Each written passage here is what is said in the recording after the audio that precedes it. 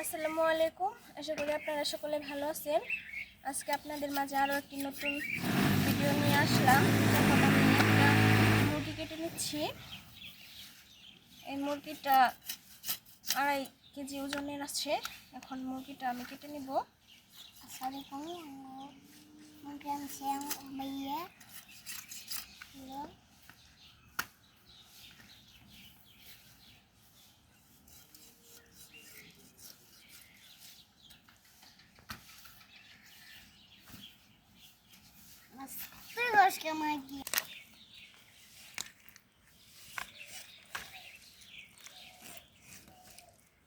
এই যে এখন মুরগিটা কেটে নিচ্ছি।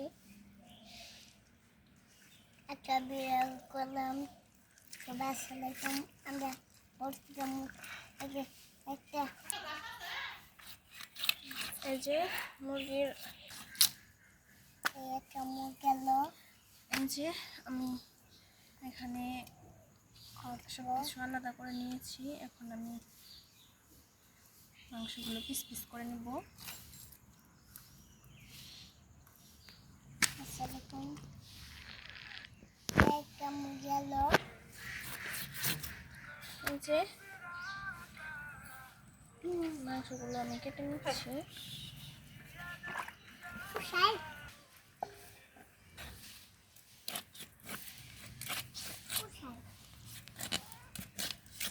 এই যে এখন আমি পিস পিস করে নিচ্ছি। এই যে এগুলো ময়লা আমি ফেলে দিচ্ছি।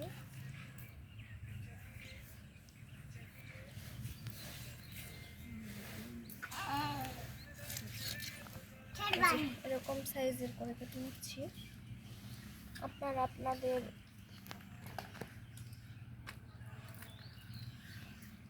যেভাবে ভালো লাগে ওইভাবে পিস করে নেবেন। আমি এরকম করে নিচ্ছি।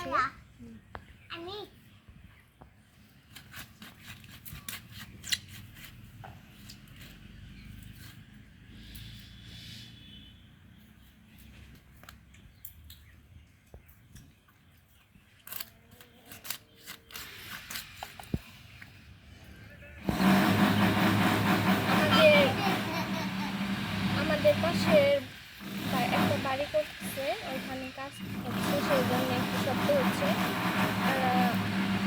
মনে করেন না।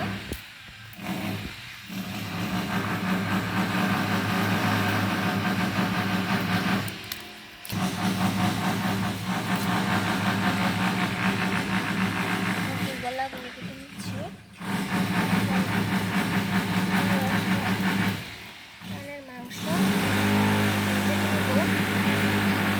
চামড়াগুলো আলাদা করে নিলাম।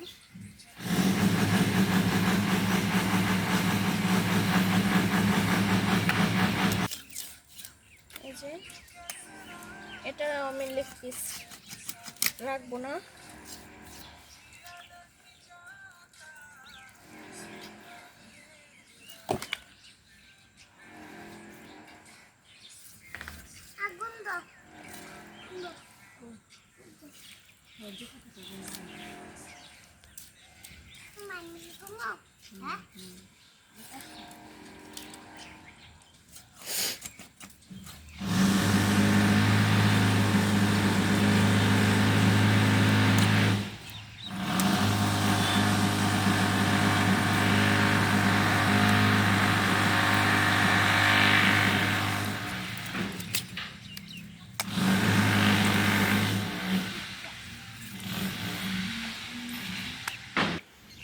দেখতে দেখতে কিন্তু মাংসগুলো কাটা শেষের দিকে। যে এখন বুকের মাংসটা আমি কেটে নিচ্ছি।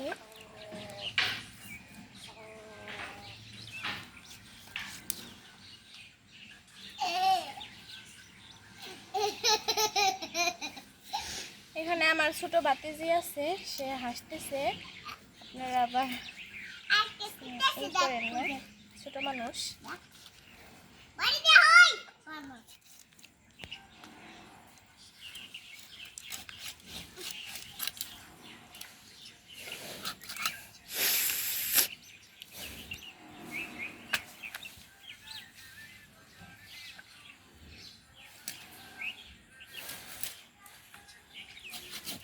এই যে পাঠাগুলো কেটে নিচ্ছি।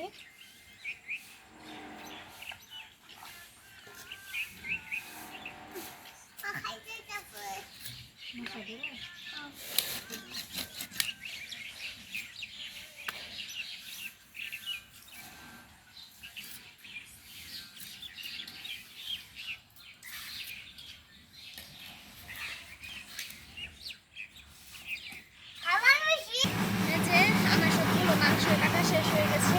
এখন কতগুলো মাংস হয়েছে, এই যে শুধু কাটাকাটি শেষ। এখন আমি মাংসগুলো পরিষ্কারভাবে ধুয়ে নিব। তো আমি অফ ক্যামেরায় মাংসগুলো পরিষ্কার করে ধুয়ে নিব, ততক্ষণ আপনারা দেখতে থাকেন, কোথাও যাবেন না। এই যে এই মাংসগুলো আমি নিয়ে নিয়েছি। আজকে আমি খিচুড়ি রান্না করব। আমি কিন্তু ঝরঝরা খিচুড়ি রান্না করব না, একটু নরম নরম খিচুড়ি রান্না করব। মাংসগুলা হলেই হয়ে যাবে। যে ছোট ছোট করে আমি কেটে নিয়েছি, এখন আমি রান্না শুরু করব, তো দেখতে থাকেন।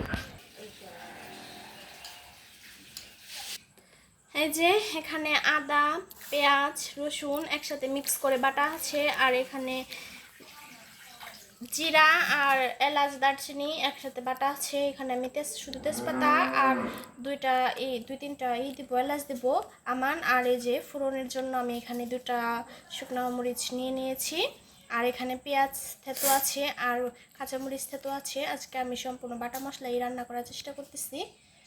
তো এখন আমি রান্না চলে যাব, তো দেখতে থাকেন।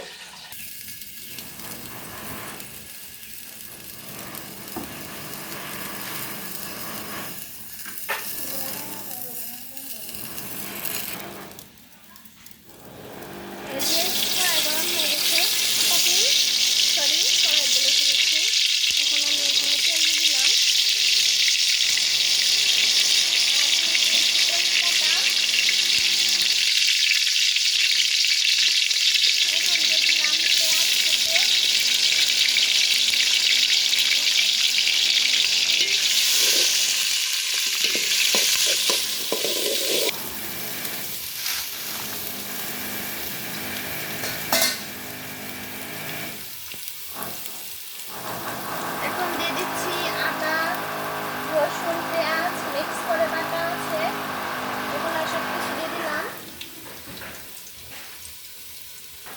আমি খিচুড়ির জন্যেও কিন্তু এখানে একদম একসাথে মশলা দিয়ে দিচ্ছি। দেখেন কেমনে আমি খিচুড়িটা করি আজকে, আশা করি আপনাদের ভালো লাগবে।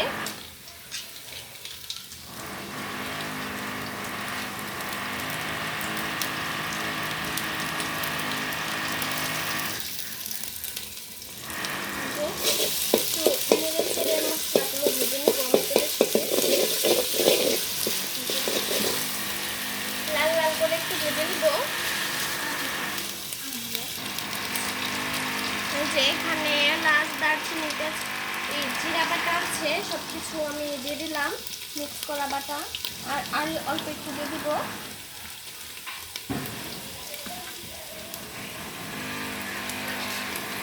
এখন আমি এভাবে মিশিয়ে নেব।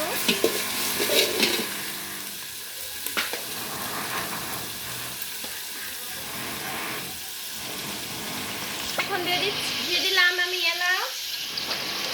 আমি আজকে দারচিনি আর আমান দিব না, ওখানে বাটা আছে অনেকটাই পরিমাণ, তার জন্য আর বাটা দিলাম না। আমি শুধু এলাচ দিয়েছি আর তেজপাতা।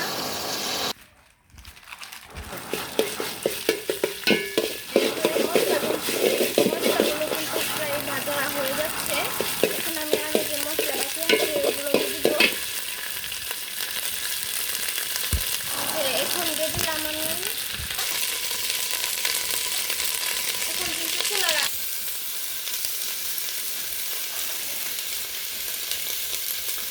এখন দিয়ে দিচ্ছি স্বাদ মতো লবণ। এখন কিন্তু চুলার জালটা একটু বেশি জ্বলেছে।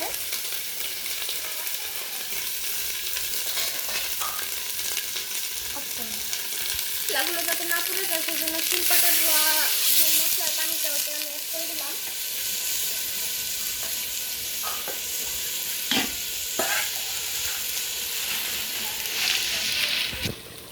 এই যে এখন আমি হলুদ অ্যাড করে দিলাম।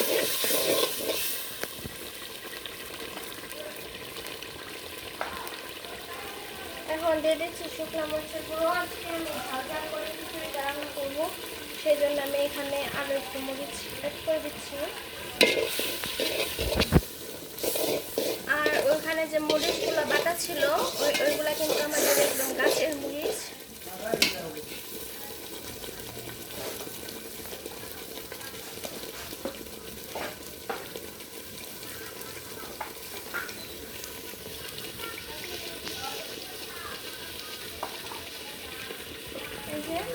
এখানে আমি সবজিগুলো দিয়ে দিচ্ছি, আর একটু পরিমাণে দিব কারণ আমি সব মশলাগুলো একসাথে দিয়ে দিচ্ছি। এই যে এখানে দিয়ে দিলাম।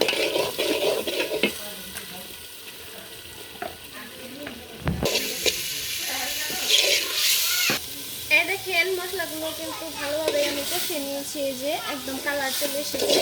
আমি মাংসগুলো দিয়ে দিব। এই যে এখানে আমি মুরগির মাংসটা দিয়ে দিচ্ছি, আগে থেকে ধুয়ে রাখা মুরগির মাংস এখন দিয়ে দিচ্ছি। আমি মাংসটা একটু কষিয়ে নেব, তারপরে আমি চালটা অ্যাড করে দেব। আজকে কিন্তু আমি আমাদের চাষের জন্য চালের খিচুড়ি করব।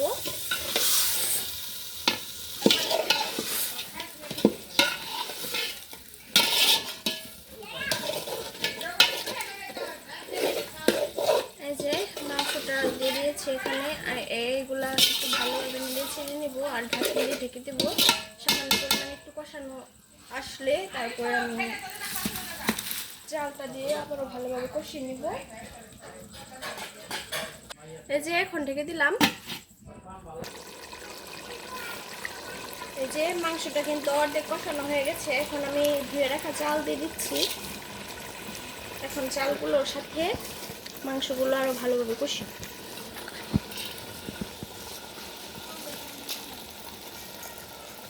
এখানে আমি হাফ কেজির একটু বেশি চাউল নিয়েছি।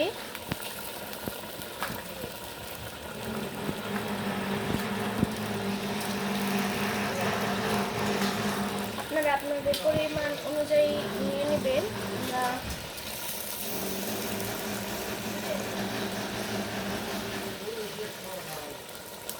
এই যে চাউলগুলো আমার দেওয়া শেষ।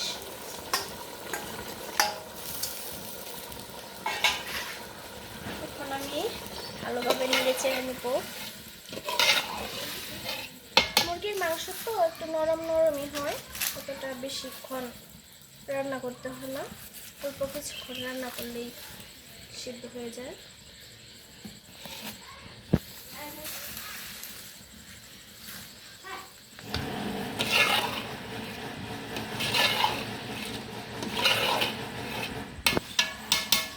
এই যে আমি চারদিকে ভালোভাবে যে এরকম করে নিয়েছি।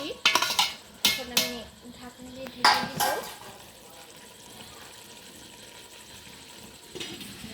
5 মিনিট পরে আবারও ফিরে আসছি। এই যে আমার কষানো হয়ে গেছে, এখন আমি পানি দিয়ে দিচ্ছি।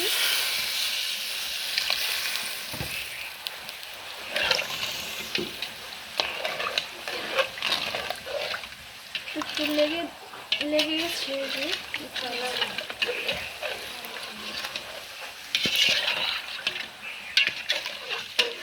আজকে আমার চুলার চালটা একটু কম জ্বলতেছে।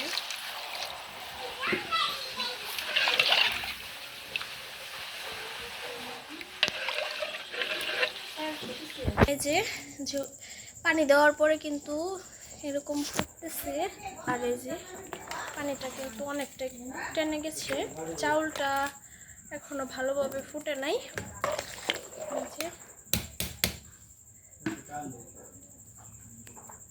এই যে এই অবস্থায় আমি ভালো ফ্লেভারের জন্য 3টা কাঁচা মরিচ দিয়ে দিব। এই যে দিয়ে দিলাম আমি। এই যে দেখেন পানি কিন্তু অনেকটা কমে গেছে। যে চাউল এখনো আর একটু ফুটবে, আর এখন কিন্তু শুধু নাড়া লাগবে, না হলে নিচে লেগে যাওয়ার সম্ভাবনা থাকবে। যে ওই যে এখানে সরিষার তেল দিয়ে দিয়েছি। আমি আজকে সরিষার তেল দিয়ে বাগার দিব।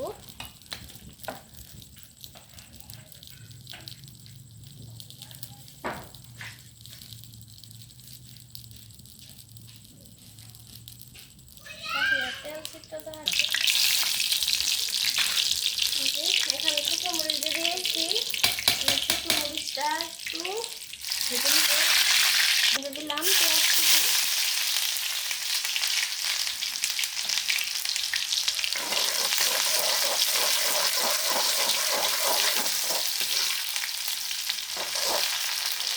এখন আমি জালটা এরকমই রাখবো, কারণ বাগারের টাইমে বেশি জাল দিলে হয়ে যায়।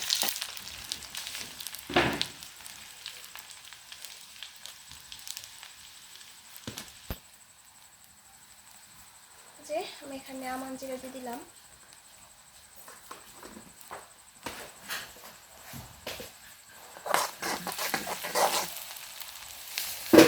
লাল লাল করে আমি পেঁয়াজগুলো ভেজে নিব।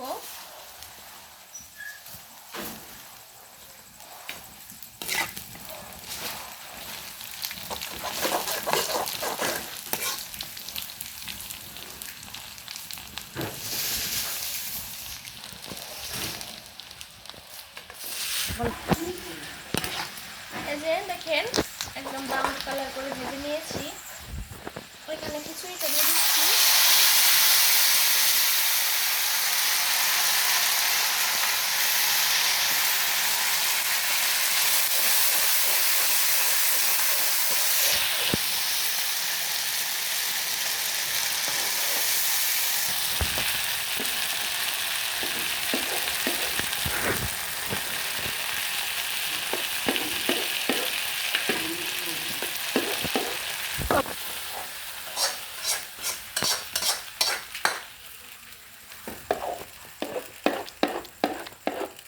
এই যে আমি বাগার করা মশলাগুলো খিচুড়ির মধ্যে দিয়ে দিয়েছি। এখন খিচুড়িটা আর একটু চুলায় দিব। চুলা দিয়ে কিন্তু আমি একদমই জাল দিব না, কারণ এমনিতেই টেনে টেনে গিয়েছে। চুলার যে আঁচ আছে ওই আঁচখানে আমি একটু ভাজা জিরার গুঁড়ো দিব। এই যে এখানে আমি ভাজি জিরার গুঁড়োটা দিয়ে দিচ্ছি, অল্প পরিমাণে দিয়েছি।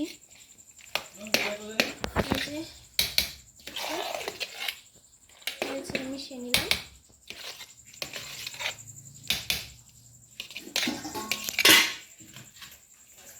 শেষ, এখন খেয়ে দেখার পালা। তো দেখতে থাকেন।